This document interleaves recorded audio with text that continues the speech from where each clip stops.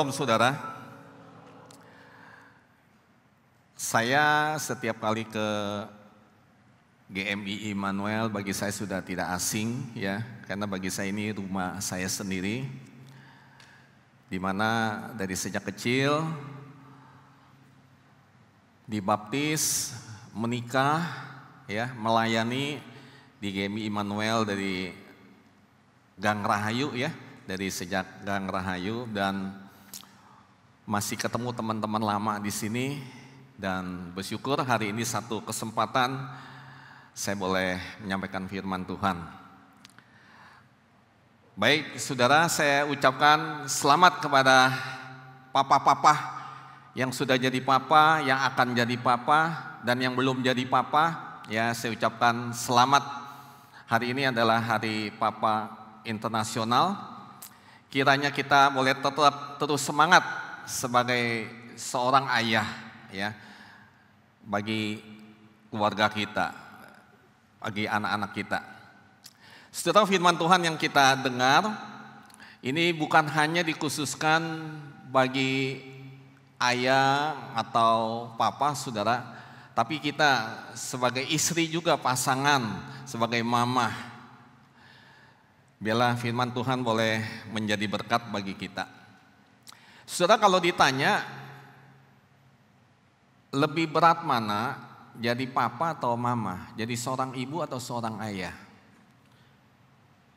Tergantung pertanyaannya kepada siapa, betul nggak? Kalau kita tanya kepada mama, seorang ibu, pasti jawabannya beda. Ya, wah saya sudah melahirkan, saya sudah membesarkan anak saya sudah merawat, mendidik, yang gendong satu harian, gendong sana, nyusuin ya, dan sebagainya sampai besar. Perjuangan mama juga berat. Tapi kalau kita tanya papa juga enggak kalah jawabannya saudara. Papa juga berat perjuangannya, seringkali waduh istri saya mah nggak ngerti ya bagaimana saya bergumul ya, berjuang bagi keluarga, seringkali tidak dipahami dan sebagainya.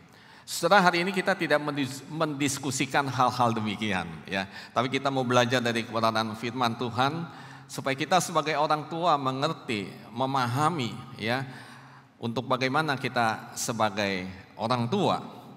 Baik, sebelumnya saya akan putar dulu satu video klip singkat ya. Gambaran film ini berjudul I'm Not Stupid ya. Silakan sudah menyaksikan dulu.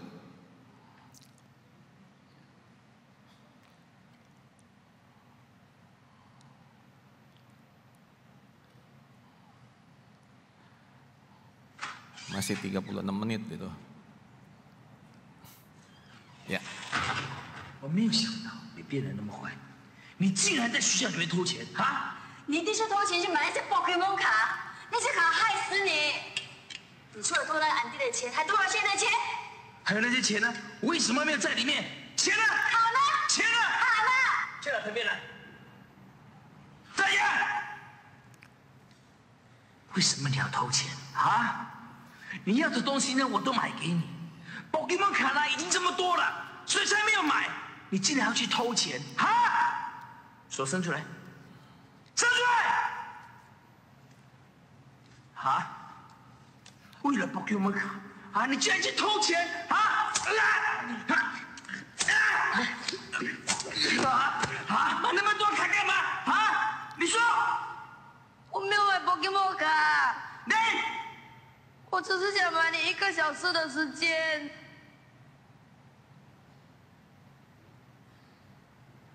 来看我的演出。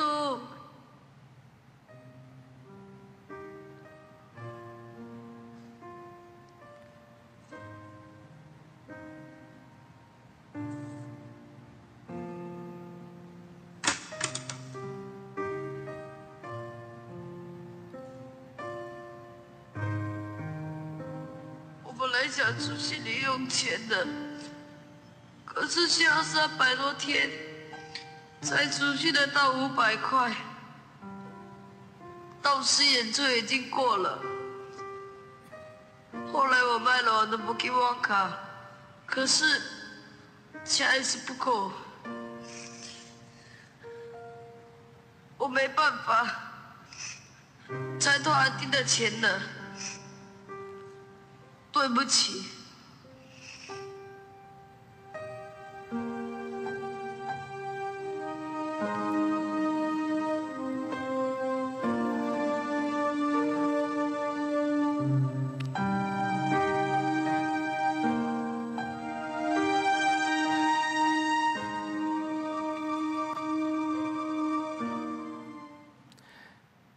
Saudara, film I'm Not Stupid ini film yang baik sekali ya, menceritakan kehidupan sebuah keluarga. Orang tuanya sangat sibuk ya, sibuk, dan mereka adalah orang yang kaya raya. Tapi mereka tidak berkomunikasi dengan anak mereka. Mereka punya 2 anak putra, yang tadi yang kecil. Yang besar malah karena dorongan, karena segala sesuatu, pergaulan lingkungan sampai merampok.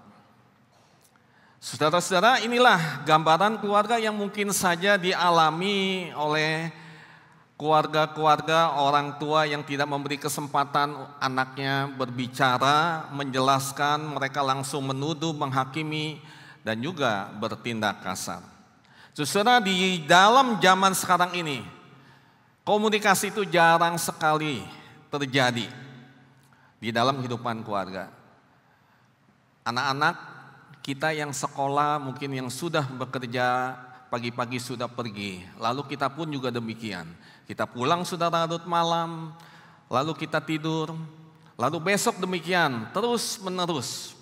Saudara, tidak ada komunikasi. Saudara, kita alami apa di dalam kehidupan keluarga?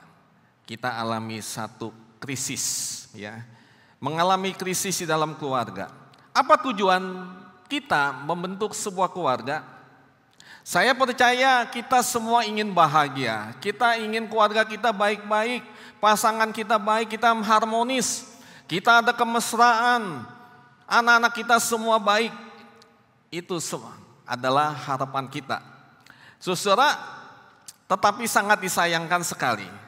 Di zaman sekarang ini seringkali terbalik ya. Yang kita harapkan kok nggak ada harapan. Padahal keluarga merupakan satu kekuatan utama gereja. Keluarga yang sehat itu akan menjadi satu kontribusi yang besar bagi pertumbuhan gereja. Saya katakan gereja dan keluarga itu tidak bisa dipisahkan. Kenapa saudara? Karena gereja yang sehat sudah pasti akan memberi satu pengaruh yang besar bagi kehidupan masyarakat di sekitarnya. Bahkan bagi kehidupan suatu bangsa. Itulah keluarga yang sehat dan harmonis mempunyai satu dampak yang besar bagi pertumbuhan gereja. Namun banyak keluarga semestinya menjadi satu tempat perlabuhan yang indah bagi setiap anggotanya. Kini menjadi tempat yang tidak nyaman lagi.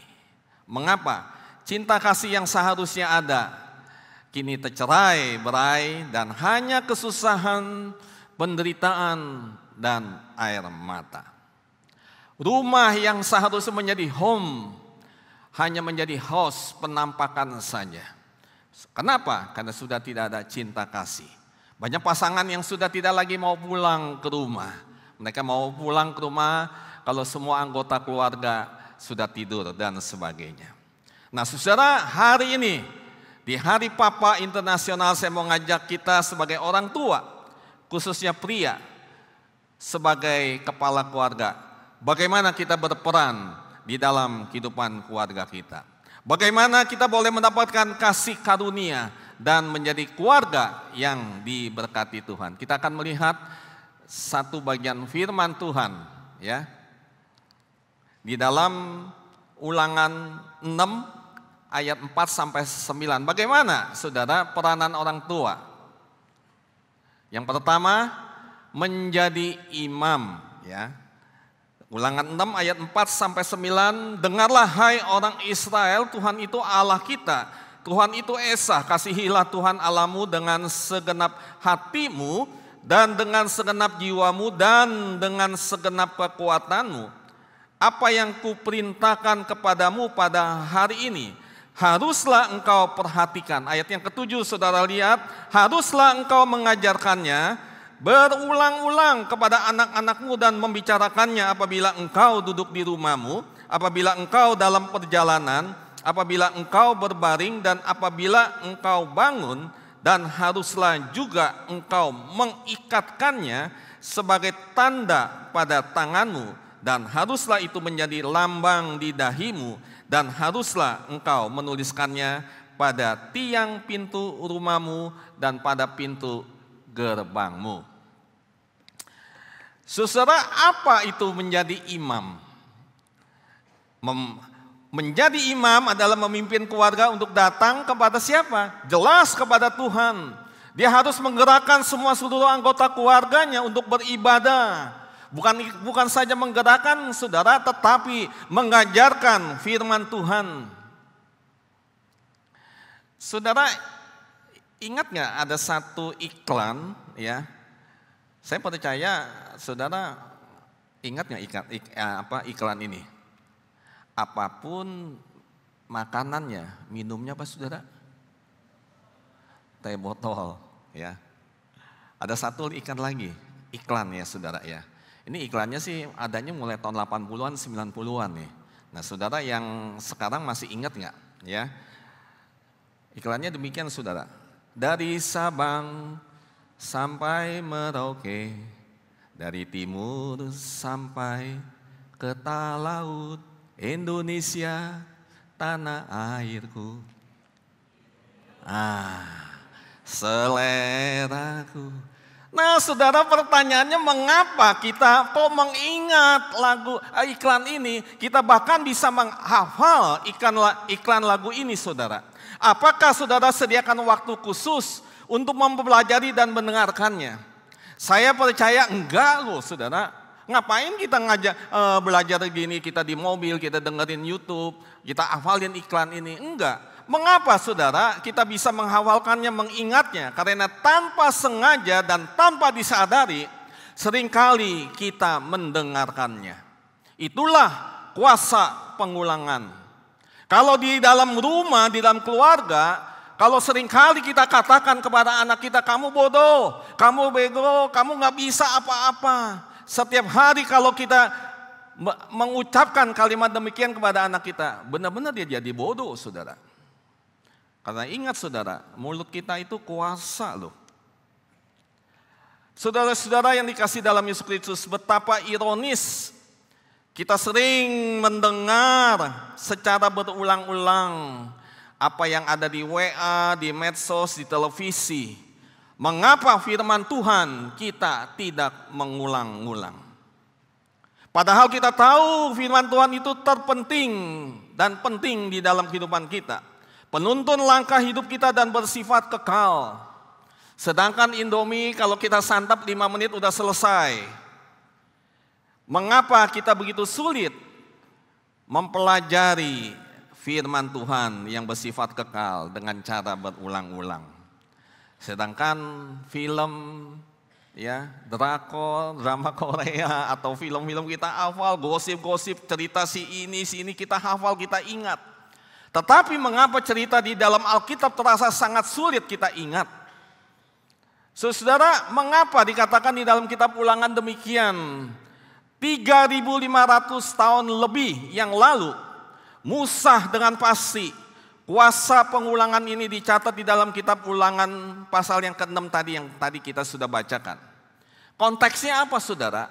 Konteksnya mengapa Musa mengatakan kepada bangsa Israel dengan berulang-ulang. Kata ini adalah dalam bentuk present imperatif. Artinya di dalam bentuk suatu perintah. Artinya berulang-ulang bukan sekali, 2 kali dilakukan, tetapi terus menerus sampai dikatakan nancep ya. Kalau orang Jakarta bilang sampai ngelotok. Mengapa saudara Musa mengatakan demikian? Mengapa dikatakan bangsa Israel, kamu harus berulang-ulang ajarin anak-anakmu, kasihilah Tuhan Allahmu, kasihilah dengan segenap hati, dengan segenap jiwamu dan sebagainya, dan seterusnya. Mengapa saudara? Karena Musa menyadari ketika bangsa Israel masuk ke dalam tanah perjanjian, itu banyak pengaruh kafir, penyembah-penyembah berhala yang sudah tentu setiap hari secara berulang-ulang berusaha menarik bangsa Israel itu untuk penyembahan berhala. Itulah sebabnya Musa katakan apa tadi di dalam ayat yang ke-7. Haruslah engkau mengajarkannya apa saudara? Bukan sekali dua kali tetapi berulang-ulang. Kepada siapa diajarkan? Kepada anak-anakmu. Dan membicarakannya apabila engkau kapan? Di rumahmu. Apabila engkau ada dalam perjalanan, berbaring, dan apabila engkau bangun dan seterusnya. Saya katakan saudara, inilah warisan yang paling penting di dalam kehidupan kita. Warisan yang kekal. Kita mungkin gak punya harta yang banyak, kita mungkin gak punya kekayaan yang berlimpah yang kita bisa berikan kepada anak kita. Tetapi warisan firman Tuhan yang bersifat kekal, itulah saudara yang kita berikan. Itulah yang menjadi penuntun hidup anak-anak kita. Seorang bijak mengatakan begini saudara, jagalah pikiranmu, karena itu akan menjadi tindakanmu. Jagalah tindakanmu, karena itu akan menjadi kebiasaanmu. Jagalah kebiasaanmu, itu akan menjadi karaktermu. Dan karakter itu akan menentukan hidupmu. Mari saudara, bangun karakter anak-anak kita dengan firman Tuhan. Saudara yang terkasih, dunia sekarang ini makin lama makin jahat loh. Dunia teknologi dimanapun kita lihat, waduh. Kalau kita ngikutin zaman sekarang saudara, seusia saya ini udah ketinggalan ya. Saya kadang-kadang kalau mau nyari GoFood, udah nggak bisa saudara ya. Tapi anak-anak saya jago itu ya. Kalau Ping-Ping jago tuh, dia tahu ini vouchernya ada di mana ya. Oh ini restorannya ini bisa one by one gitu. Kalau kita orang tua nggak ngerti. Tapi dengan kemajuan teknologi itu pun sangat membahayakan bagi anak-anak kita. Hanya dengan sentuhan jari saudara, anak kita bisa jauh dari Tuhan. Oleh karena itu, firman Tuhan merupakan satu hal yang penting, yang mendasar sekali, merupakan satu dasar yang kokoh, yang kuat di dalam kehidupan kita.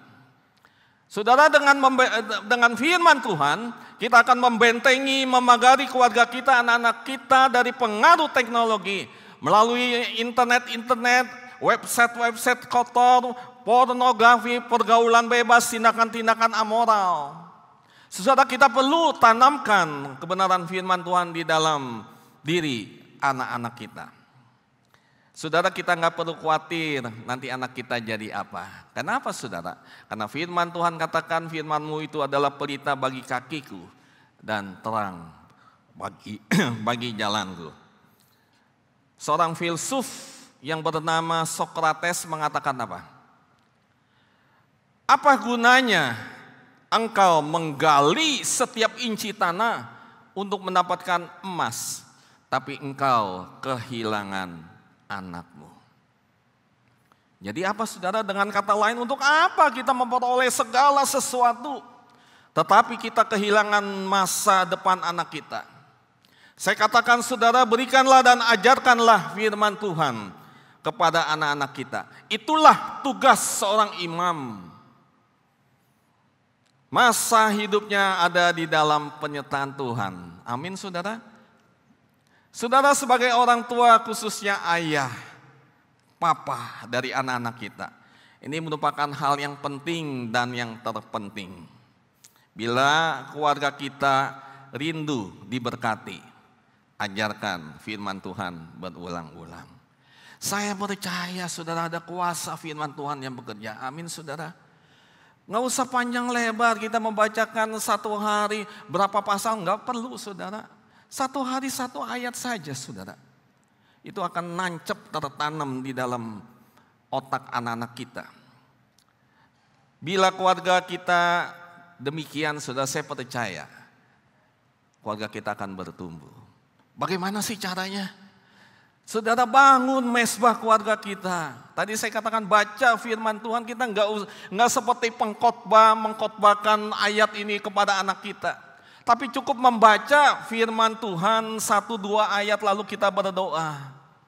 Mengapa kalau kita ketemu teman kita bisa ngobrol begitu lama berjam-jam? Mengapa dengan keluarga kita nggak bisa? Oleh karena itu saudara, berdoalah. Coba saudara renungkan, kapan terakhir kita doakan anak kita? Kapan terakhir kita doakan pasangan kita? Bila itu sudah lupa, lakukan. Saudara, saya ingat ada seorang jemaat, ya, bukan jemaat GMI, ya, ini jemaat yang lain pernah cerita demikian, saudara. Saya tuh nggak bisa tidur sebelum anak saya pulang. Jadi dia tunggu anaknya sampai pulang. Ngapain? Karena dia mau ajak berdoa bersama, baru tidur. Paginya demikian, sebelum pergi berdoa dulu, mendoakan anak-anaknya dulu. Saudara, saya percaya kita akan merasakan berkat dari Tuhan di dalam kehidupan keluarga kita. Yang kedua, saudara, kita lihat. Apa peranan orang tua dalam kehidupan keluarga? Jelas menjadi teladan, ya. Di dalam 1 Korintus Filipi 3 ayat 17 dan 1 Korintus 4 ayat yang ke-16, saudara, dikatakan apa? Saudara, ikutilah teladanku dan perhatikanlah mereka yang hidup sama seperti kami yang menjadi teladanmu. 1 Korintus 4 ayat 16 dikatakan, sebab itu aku menasihatkan kamu, turutilah teladanku. Di dalam sebuah retreat di sebuah gereja, pembicaranya, ya, ini mengedarkan angket dan ada satu pertanyaan di dalam angket itu. Pertanyaannya demikian, siapakah orang yang kamu paling benci di dunia ini? Wah, saudara, sungguh mengejutkan, ya. Jawabannya beraneka ragam. Ada yang bilang, oh saya benci sama teman saya, dia belagu tuh, ya, badannya so gede begitu, ya. Oh, ada yang bilang, oh saya benci dia karena dia sombong dan sebagainya. Banyak.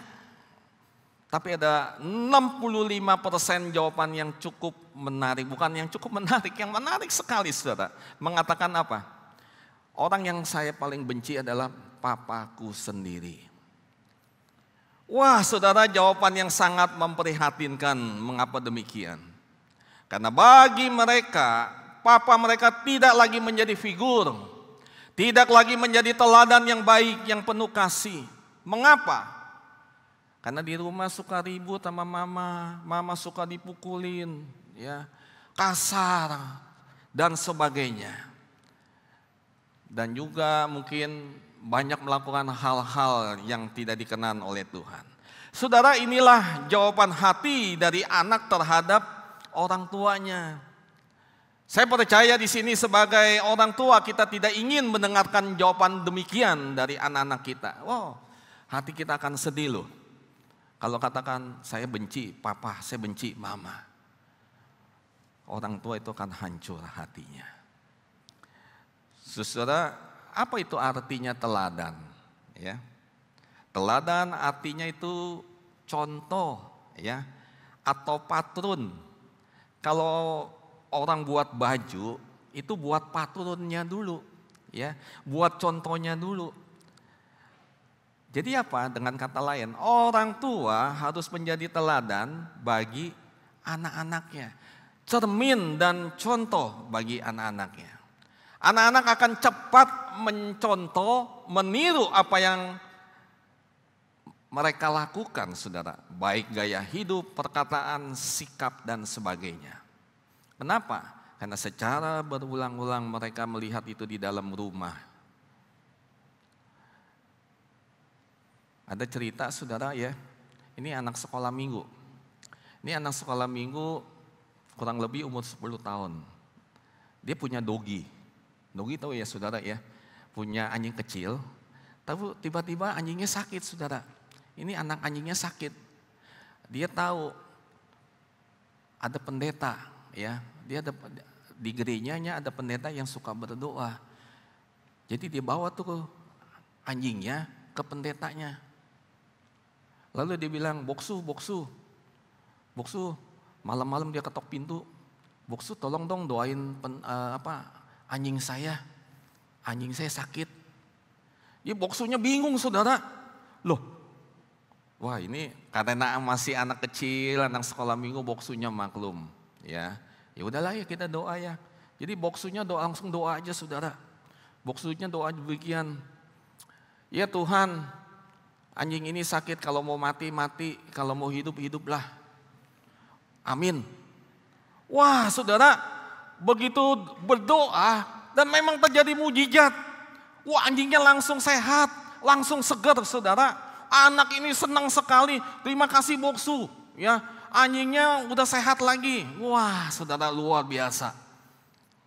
Dan pada suatu kali anak ini dengar Boksunya sakit. Nah saudara, ketika dia dengar, wah Boksu dulu pernah doain anjing saya. Ya, jadi dia datang besuk ke rumah Boksunya. Begitu ketemu Boksunya, ya Boksu lagi sakit ya? Iya saya sakit. Mau saya doain? Ya silakan. Dia anak kecilnya doa saudara. Tuhan, Boksu saya sakit. Kalau mau mati, matilah. Kalau mau hidup, hiduplah. Saudara, cerita ini saudara, ini menjadi satu gambaran anak kecil, anak-anak kita itu menjadi memori di dalam pikirannya. Kalau dia bisa melihat, meniru, apalagi di rumah. Saudara yang dikasih dalam Yesus Kristus, penting sekali saudara. Saya secara pribadi saya bergumul ya, sebagai papa, sebagai orang tua, ya, sebagai akung juga ya. Cucu saya udah 2 nih, ya. Mantu saya ada di sini, ya. Tapi nggak apa-apa lah ya. Nah, saudara, ini terjadi belasan tahun yang lalu, bukan sekarang, ya. Sekarang saya sudah bertobat betul, ya. Ini terjadi mungkin 20 tahun lalu yang lagi. Waktu itu anak saya masih SMP dan ya masih SMP lah ya, SMA 1 apa gitu. Waktu itu Purimall udah ada saudara ya. Kita biasa jalan-jalan ke Purimall. Purimall tahu nggak saudara? Kalau nggak tahu cari di Google tuh ya, Purimall pasti tahu saudara. Nah saudara waktu ke Purimall itu pas Minggu ya. Biasa tuh kalau Minggu tuh mall-mall tuh paling susah cari apa saudara? Parkir. Wah itu paling menyebalkan lah ya. Kita mau valet, mahal valet ya. Nggak kambuan begitu. Ya. Mendingan cari parkir. Saya kan pendeta. Saya bukan pembalap saudara. Ya. Jadi naik mobil tuh pelan-pelan. Cari parkir pelan-pelan. Kita berdoa ada anugerah Tuhan. Biasa ada anugerah Tuhan. Saya percaya ada anugerah Tuhan. Benar aja saudara, saya lihat ada mobil, ada tempat parkir kosong. Wah ini anugerah dari Tuhan. Ya, saya bilang sama istri saya, betul kan ada anugerah Tuhan? Ya sampai hari ini ada anugerah Tuhan saudara. Kalau saudara cari parkir, ajak saya. Ya, apalagi ajak makan. Ya, pasti ada parkir. Nah saudara, saya mau parkir. Namanya juga pelan-pelan sudah ya. Tapi di mobil di belakang saya tuh mobil udah pada ngantri. Saya tuh kalau parkir tuh bukan pembalap yang masuk, maju langsung mundur langsung dapat. Bisa 3-4 kali balik. Jadi orang yang di belakang saya tuh kasih dim. Artinya apa? Cepetan lu gitu kan. Saya lihat tuh ada enci-enci. Maaf ya enci-enci ya. Tapi di sini sih nggak ada ya kayak gitu. Nah saudara, lagi saya mulai parkir pas dia lewat tuh saudara. Dia lewat, dia ngomong saudara. Dia ngomong. Terus saya tanya istri saya, dia ngomong apa tuh? kayaknya ngomong bego lu, tolol lu. Waduh saudara, saya panas ya. Saya panas jujur saudara ya, ini kurang ajar ya. Saya langsung buka pintu ya, saya kejar itu mobil. Begitu saya buka pintu, saya mau kejar, anak saya langsung tarik saya, papa itu pendeta loh. Saya kaget saudara, oh ya gue pendeta ya. Waduh itu kayak gimana kalau jemaat, apalagi kalau majelis. Wah ini kayaknya Pak Francis nih, pendeta Boksu Francis. Waduh besok langsung sidang darurat itu ya. Saudara, seringkali kita tanpa sadar ya, kita seringkali melepaskan segala sesuatu ya, topeng-topeng kita ketika kita di gereja mungkin kita baik, tapi di rumah emosi kita mungkin tidak terkendali. Oleh karena itu kita harus belajar ya menjadi teladan. Menjadi teladan itu mudah nggak saudara? Oh nggak mudah ya.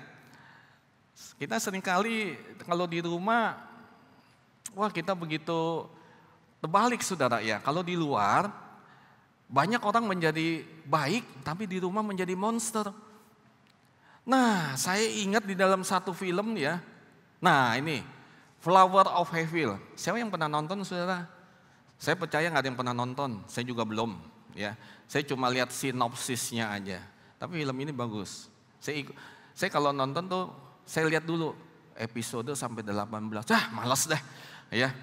Kalau episodenya cuma 2, 3 itu boleh juga. Nah film ini diciptakan ini terbalik saudara. Ini keluarga baik sekali. Suaminya itu baik sekali. Ya. Istri saya sih bilang mirip saya. Ya, kalau dilihat dari planet katanya. Nah saudara, ini film, sang suami itu begitu ramah, begitu baik, begitu mesra, harmonis, romantis, begitu sayang kepada anaknya. Sama istrinya begitu sayang, istrinya itu seorang polisi, detektif. Tetapi di luar, suaminya itu psikopat.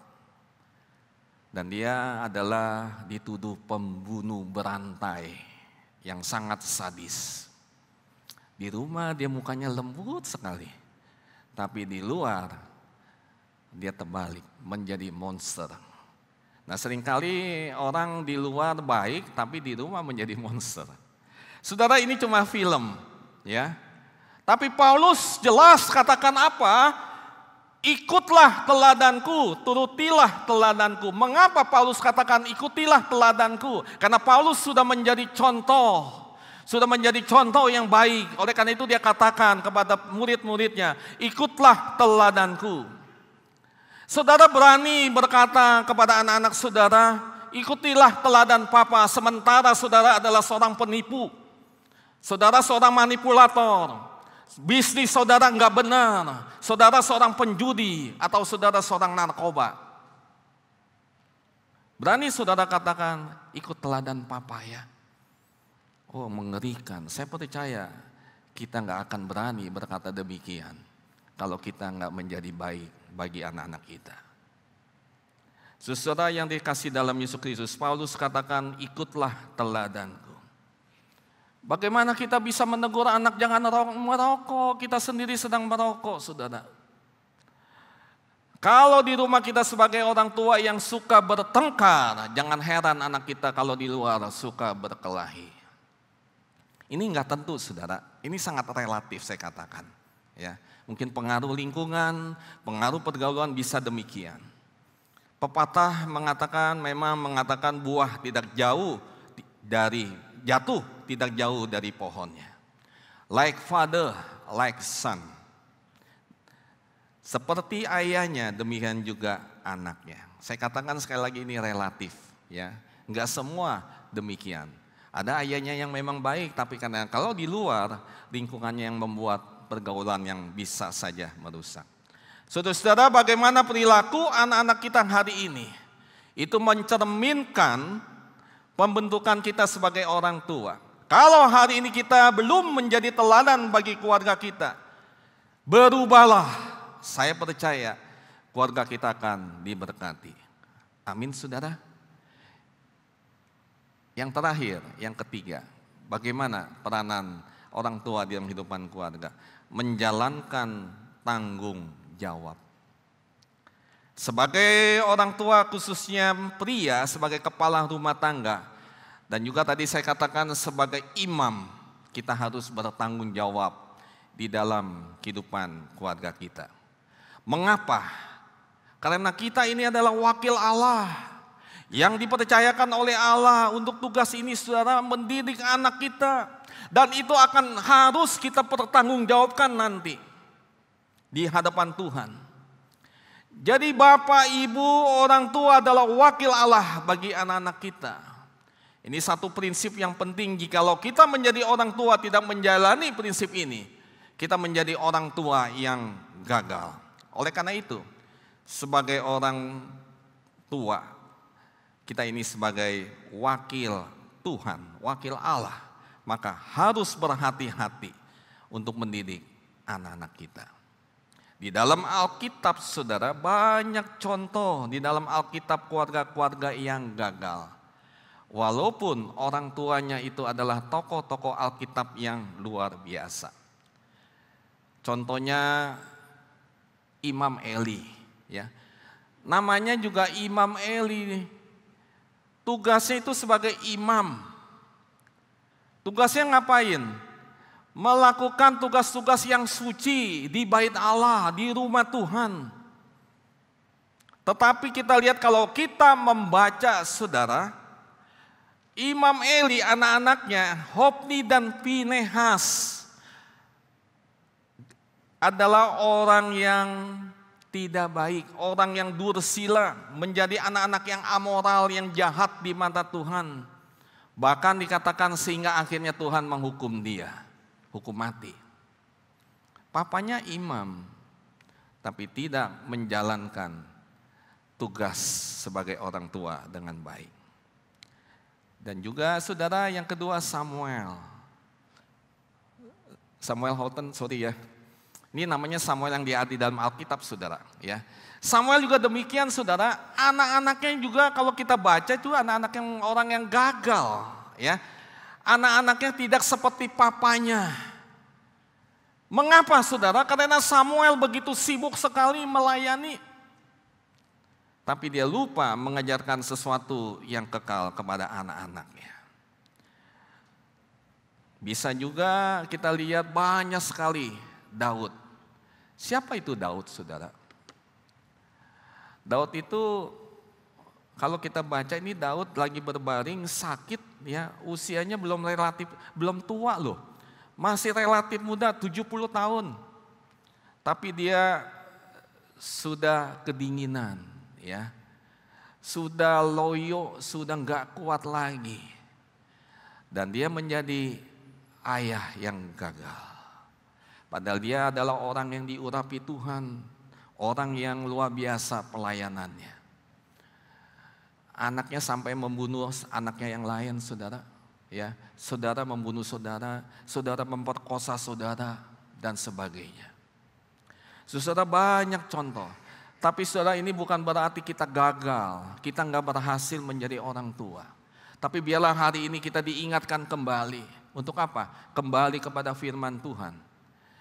Kalau firman Tuhan itu adalah bersifat kekal. Oleh karena itu saudara, kembalilah, ajarkanlah berulang-ulang. Firman Tuhan, gak usah kita seperti pengkhotbah, tetapi baca firman Tuhan. Doa orang tua itu manjur. Berkati anak kita, saudara. Mungkin kalau kita gak ada waktu, kita berkati, kita doakan 1-2 menit. Walau kita hari ini mungkin ya anak kita sudah besar, udah gak ada di rumah kita lagi, doa kita bisa sampai. Amin, saudara. Doa orang tua itu manjur. Oleh karena itu, lakukanlah kebenaran firman Tuhan. Kiranya Tuhan menolong kita. Mari kita berdoa. Bapa di dalam surga, saat ini kami sudah belajar dari kebenaran firman-Mu.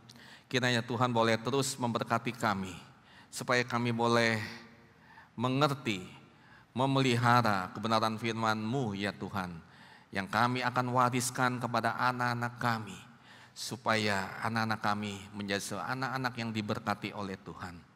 Berkati kami semua Tuhan, keluarga kami, khususnya jemaat-Mu di tempat ini, menjadi jemaat yang penuh dengan kemenangan di dalam kehidupan keluarga mereka. Terima kasih ya Tuhan, dengarlah doa kami, di dalam nama Tuhan Yesus kami berdoa. Amin.